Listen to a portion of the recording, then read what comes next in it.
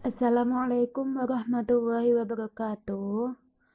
Kami di sini akan mempresentasikan tentang fisika energi, usaha, dan kalor dalam Al-Quran. Kami dari kelompok 4 yang beranggotakan saya sendiri Mazidah Syahdatul Laili NIM 1808066005 dan Yahya Nurfianti NIM 1808066029. Oke, langsung saja. Materi yang pertama adalah tentang energi. Energi adalah kemampuan untuk melakukan usaha.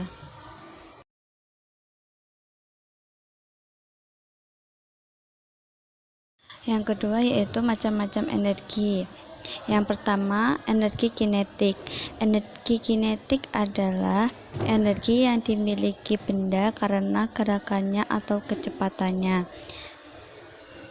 Jadi, setiap benda yang bergerak mempunyai energi kinetik. Yang kedua yaitu energi potensial.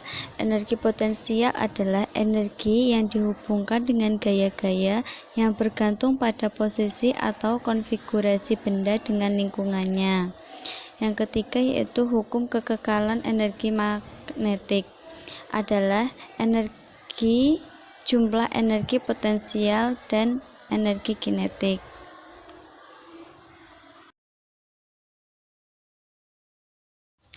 Selain itu, energi mekanik juga dijelaskan dalam Al-Quran surat Maryam ayat 25.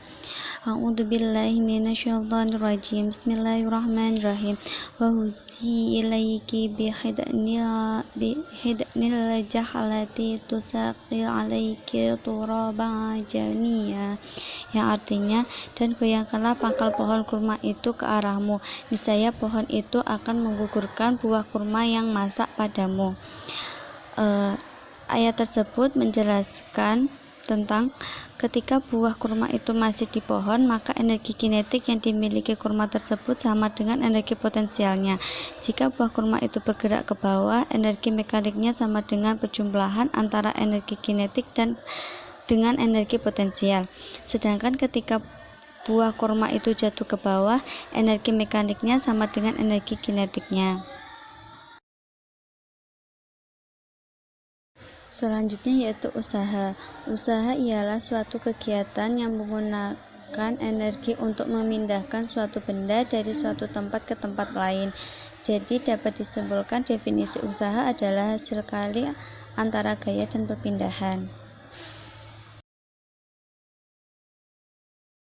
Adapun prinsip usaha dijelaskan dalam Al-Quran surat Ar-Ra'd ayat 11. A'udzubillahi minasyaitonirrajim. Bismillahirrahmanirrahim. Lahu mu'aqibatum min bayni yadayni wa min khalfihi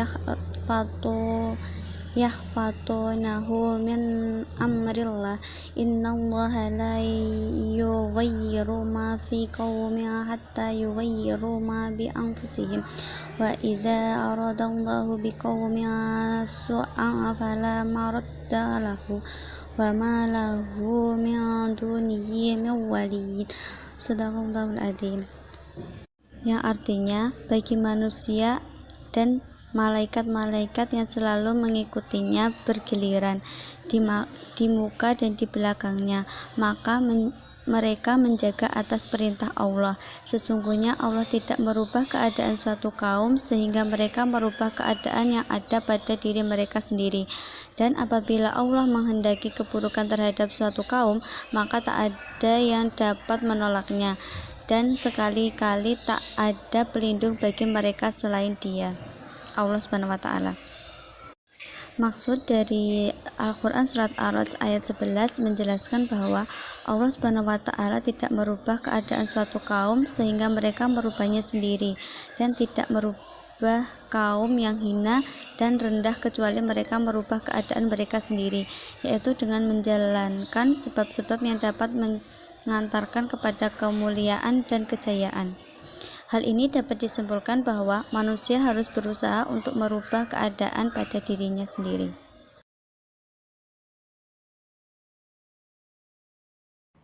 Yang selanjutnya adalah kalor. Kalor merupakan bentuk energi panas yang dipindahkan melalui perbedaan temperatur. Kalor berpindah dari benda yang bersuhu tinggi ke benda yang bersuhu rendah. Sebuah disiplin ilmu yang mempelajari tentang bagaimana panas dapat berpindah dari suatu benda ke benda yang lainnya melalui berbagai macam perambatan disebut perpindahan panas. Yang selanjutnya adalah bentuk-bentuk perpindahan panas. Di antaranya, yang pertama ada konduksi, yang kedua ada konveksi, dan yang ketiga ada radiasi. Perpindahan panas itu dibagi menjadi 3. Yang pertama yaitu konduksi. Perpindahan panas secara konduksi adalah distribusi energi berupa panas terjadi pada benda atau medium yang diam atau padat, bertemperatur tinggi ke bagian benda yang bertemperatur rendah, atau terdapat gradien temperatur pada benda tersebut. Konduksi adalah perpindahan panas yang tidak disertai perpindahan zat penghantar.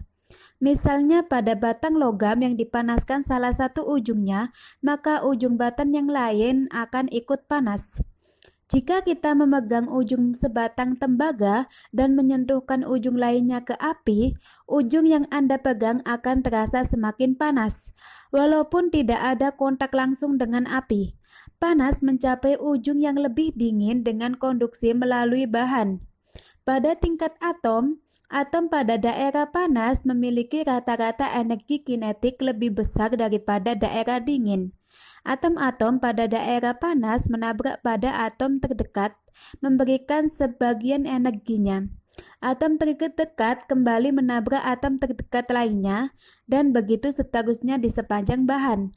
Atom-atom itu sendiri tidak bergerak dari daerahnya, tetapi energinya berpindah.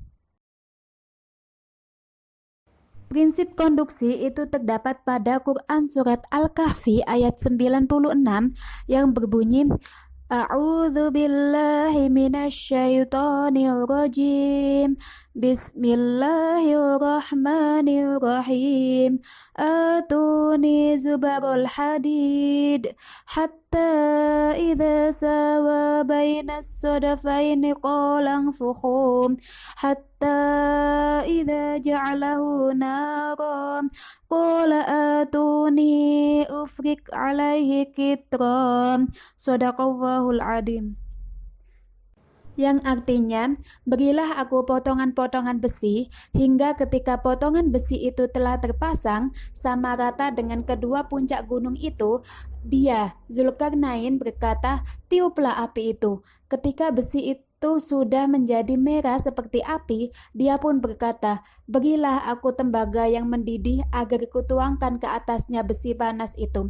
Quran Surat Al-Kahfi ayat 96. Ayat tersebut menceritakan perjalanan Zulkarnain yang membangun bangunan yang kokoh, di mana dia berkata, berilah aku potongan-potongan besi hingga apabila besi itu telah sama rata dengan kedua puncak gunung itu, dan tiuplah api pada potongan-potongan besi itu hingga begitu api sudah menyala dan berkobar. Dan tuangkanlah tembaga yang meleleh pada besi yang dipanaskan.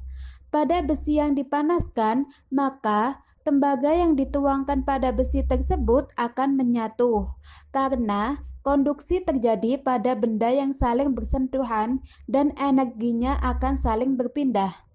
Surat Al-Kahfi ayat 96 menjelaskan tentang petunjuk atau tata cara menyambung dua macam logam, yakni kedua logam tersebut harus dipanaskan agar dapat menyatu dengan baik.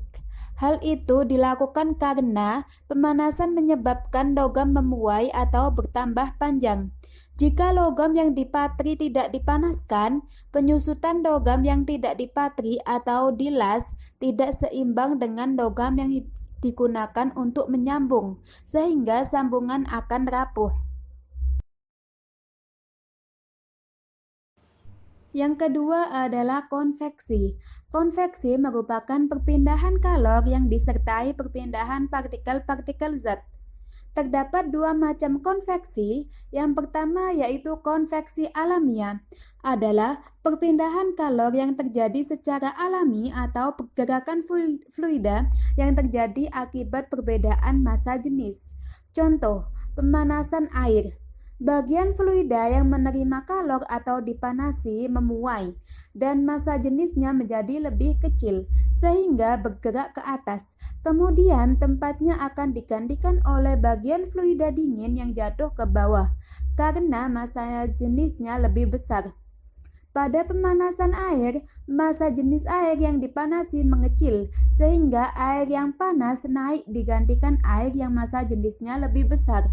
Yang kedua yaitu konveksi paksa, adalah konveksi yang terjadi dengan sengaja atau dipaksakan, atau aliran panas yang dipaksa dialirkan ke tempat yang dituju dengan alat tertentu, misalnya dengan kipas angin atau pada sistem pendingin mesin mobil.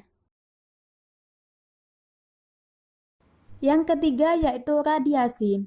Radiasi merupakan perpindahan energi dalam bentuk gelombang elektromagnetik. Energi matahari yang sampai ke bumi terjadi secara radiasi atau pancaran tanpa melalui zat perantara. Matahari merupakan sumber energi utama bagi manusia di permukaan bumi ini. Energi yang dipancarkan oleh matahari sampai di bumi berupa gelombang elektromagnetik. Korelasi radiasi yang terdapat pada Quran Surat Yunus ayat 5 yang berbunyi A'udzu billahi minasyaitonir rajim. Bismillahirrahmanirrahim. Huwallazi ja'ala asy-syamsa diya'an wal qamara nuran wa qaddarahu manazila lita'lamu 'adadas sinina wal hisab. Ma khalaqallahu dzalika illa bil haqq yufassilul ayati liqaumin ya'lamun. Yang artinya, Dialah yang menjadikan matahari bersinar dan bulan bercahaya dan ditetapkannya manzila-manzila atau tempat-tempat bagi perjalanan bulan itu, supaya kamu mengetahui bilangan tahun dan perhitungan waktu. Allah tidak menciptakan yang demikian itu melainkan dengan hak. Dia menjelaskan tanda-tanda kebesarannya kepada orang-orang yang mengetahui. Quran Surat Yunus ayat 5. Ayat tersebut menjelaskan bahwa matahari bersinar. Sinar matahari menyinari bumi. Kata bersinar mengandung cahaya dan panas yang dipancarkan tanpa zat perantara. Kata dia digunakan pada Al-Quran untuk melukiskan cahaya benda-benda yang berasal dari dirinya sendiri. Hanafi Ahmad yang menulis tentang buku ayat-ayat kauniyah membuktikan bahwa Al-Quran menggunakan kata dia dalam berbagai bentuk untuk benda-benda yang cahayanya bersumber dari dirinya sendiri. Berdasarkan ayat tersebut menunjukkan peristiwa perpindahan kalor secara radiasi, yaitu tentang matahari yang merupakan sumber kalor alami yang Allah ciptakan untuk keberlangsungan hidup manusia.